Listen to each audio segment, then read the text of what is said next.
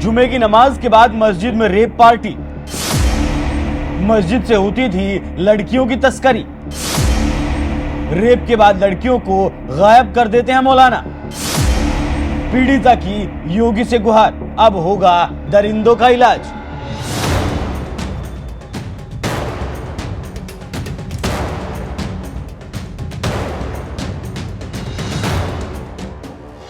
नमस्कार, मैं हूं आपके साथ अभिषेक कुंडी।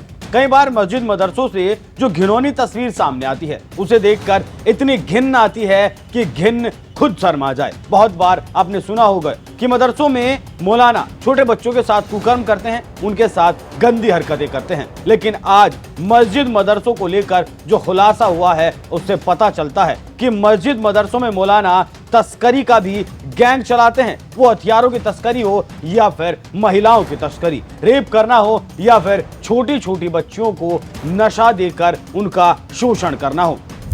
एक महिला ने एक मस्जिद की सच्चाई बताई है और रोते बिलखते हुए योगी आदित्यनाथ से जो गुहार लगाई है वो किसी को भी भीतर तक झकझोर सकती है। जी हां, उत्तर प्रदेश के रामपुर में एक मौलाना और हाजी समेत 8 लोगों पर गैंग रेप की धाराओं में एफआईआर दर्ज करवाई गई। जिन 8 बलात्कारियों पर एफआईआर दर्ज करवाई गई उनमें से 4 उस पीड़िता के मामा लगते हैं। रिश्तों को तार तार करने की यह हकीकत बयां करते हुए महिला ने सूबे के मुख्यमंत्री से कार्रवाई करने की गुहार लगाई। महिला ने सीएम योगी को एक चिट्ठी लिखकर मस्जिद की हकीकत बयां की है। मस्जिद में जुमे की नमाज के बाद होती थी रेप पार्टी। मौलाना करते थे लड़कियों की सप्लाई। पीड़िता की मां का 5 साल तक गैंग रेप। पीड़िता ने जो बताया है उससे किसी की भी रूह कांप सकती है। जिस मस्जिद की पीड़िता ने काली करतूतें बताई हैं वो अल्लाह का घर तो कतई नहीं हो सकता, क्योंकि यहां लगातार 5 सालों तक पीड़िता की मां का गैंग रेप किया गया, जिस कारण अब पीड़िता की मां को पैड पहनना पड़ता है। पीड़िता की मां को लगातार 5 साल इस मस्जिद में कैद रखा गया। एक वक्त का खाना दिया जाता था और जुल्मों की इंतहा की जाती थी। पीड़िता का कहना है कि मस्जिद से एक गैंग चलता है जो लड़कियों की सप्लाई करता है। जुमे की नमाज के बाद मस्जिद में बड़ी पार्टी का आयोजन किया जाता है जिसमें नंगा नाच होता है। पीड़िता ने बाकायदा उन दरिंदों का नाम लिया। आगे पीड़िता ने जो बताया वो योगी आदित्यनाथ को भी सन्न कर देने वाला खुलासा है। पीड़िता ने बताया, छोटी छोटी बच्चियों को नशा देकर उनके साथ रेप किया जाता है। इम्तियाज मौलाना रईस और उसका पूरा गैंग जामिया मदरसा रामपुर, बरेली और अलीगढ़ में लड़कियों को जिहादी भी बनाता है। कुछ लड़कियों को बेच भी दिया जाता है। ये गैंग चरस, अफीम और अवैध हथियार भी सप्लाई करता है। इस मस्जिद में सिर्फ पीड़िता और उसकी मां का ही रेप नहीं हुआ, उसकी बहन का भी रेप किया गया और उस बहन का आज तक नहीं पता चला कि आखिर वो है कहां। उसे मार दिया गया या फिर बेच दिया गया, किसी को नहीं पता वो आखिर है तो है कहां। मस्जिद में लड़कियों के जाने पर मनाही, तो कैसे पहुंचती हैं मस्जिद में लड़कियां? क्या मस्जिद के अंदर सेक्स जायज है?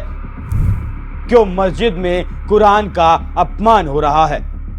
ये सब सवाल मेरे नहीं हैं, ये सब सवाल उस पीड़िता ने पूछे हैं जिसके परिवार के साथ ये दरिंदगी की गई। पीड़िता का कहना है कि ये दरिंदे सारी सारी रात लड़कियों को नोचते हैं और फिर सुबह की नमाज के पहले उन्हें वहां से निकाल देते हैं। पीड़िता ने एक वीडियो भी कोर्ट के सामने रखा जिसमें मस्जिद के इमाम के बिस्तर पर हथियार और कारतूस रखे गए हैं। अश्लील किताबों को इमाम पढ़ता है। मस्जिद के भीतर ही ये गैंग सेक्स वर्धक दवाएं और कंडोम भी रखते हैं। पीड़िता ने जो मस्जिद के भीतर का वीडियो बनाया है उसमें वो कमरे भी दिखाए गए हैं जहां लड़कियों का यौन शोषण किया जाता था। पीड़िता ने कई और गंभीर आरोप भी लगाए हैं और ये आरोप हवा में नहीं लगाए गए, सबके प्रमाण दिए गए हैं और खबरों के मुताबिक ऑफ इंडिया के पास ये सारी वीडियोज मौजूद हैं।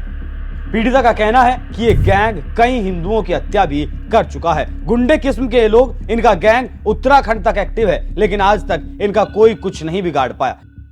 पीड़िता ने जिस तरीके की हकीकत बयां की है वो शर्म को भी शर्मसार करने वाली है। इस घटना पर आज वो नेता भी चुप हैं जो कहते थे कि मंदिरों में लड़के लड़कियां छेड़ने जाते हैं और तमाम मुल्ला मौलवी जो इस्लाम की दुहाई देते हैं, इस्लाम के ठेकेदार बनते हैं और चीख चीख कर इस्लाम को खतरे में बताते हैं। लेकिन जब इन्हीं के मौलानाओं की काली करतूतें बाहर आती हैं तो फिर ये बिलों में घुस जाते हैं। जिस पीड़िता ने एफआईआर दर्ज करवाई है उसने इन मौलानाओं के अत्याचारों से तंग आकर साल भर पहले इस्लाम छोड़कर सनातन धर्म भी अपना लिया था और अब जब पीड़िता ने इतने बड़े बड़े खुलासे किए हैं तो उसे जान का खतरा सता रहा है और अपनी जान की सलामती के लिए भी पीड़िता ने सीएम योगी आदित्यनाथ से गुहार लगाई है।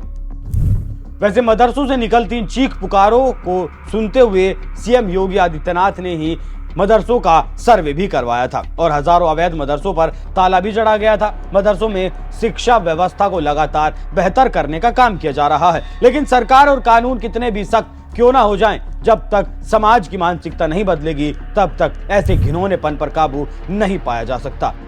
वैसे जिस तरीके से पीड़िता ने मस्जिद के भीतर चल रहे रैकेट का पर्दाफाश किया है उसके बाद देखना होगा कि इस मस्जिद पर क्या कार्रवाई होती है, क्या बुलडोजर इसे ध्वस्त कर देता है या फिर कुछ और कार्रवाई इन दरिंदों पर की जाएगी। आपको क्या लगता है, कैसे इन दरिंदों को सजा दी जानी चाहिए? अपनी राय हमें कमेंट कर जरूर बताएं। नमस्कार।